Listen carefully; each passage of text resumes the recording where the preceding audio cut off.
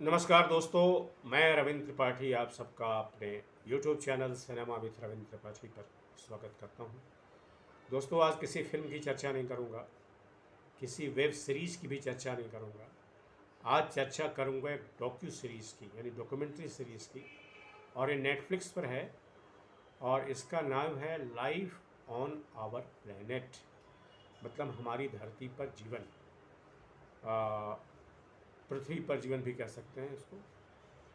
और ये बहुत अच्छी डॉक्यूमेंट्री सीरीज है और इसमें बताया ये गया है कि कैसे इस पृथ्वी पर जब से इसका अस्तित्व रहा अरबों साल से, कितने तरह के जीव जंतु थे, कितने बचे कितने नहीं बचे।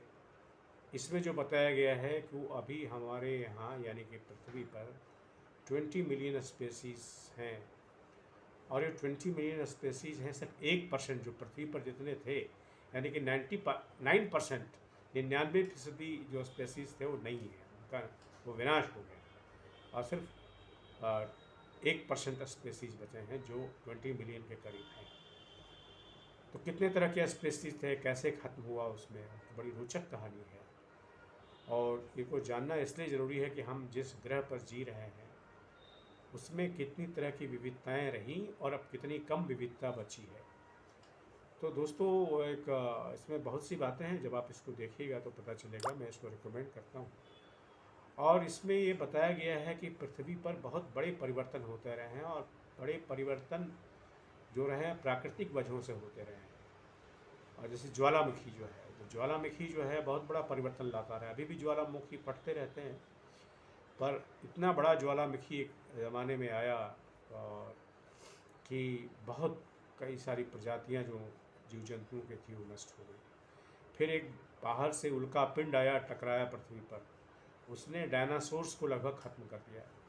डायनासोर आप जानते हैं, डायनासोर वैसे कोई एक तरह का की प्रजाति नहीं है। डायनासोर में भी कई तरह की प्रजातियां होती रही हैं, उनकी क्या क्या विशेषताएं होती रही हैं, क्या क्या खासियतें होती रही हैं, ये सब भी बताया गया है इसमें। पर एक उल्का पिंड के टकराने की वजह से पृथ्वी पर इतनी गर्मी पैदा हो गई, इतना बड़ा छेद पैदा हो गया कि डायनासोर्स खत्म हो गए।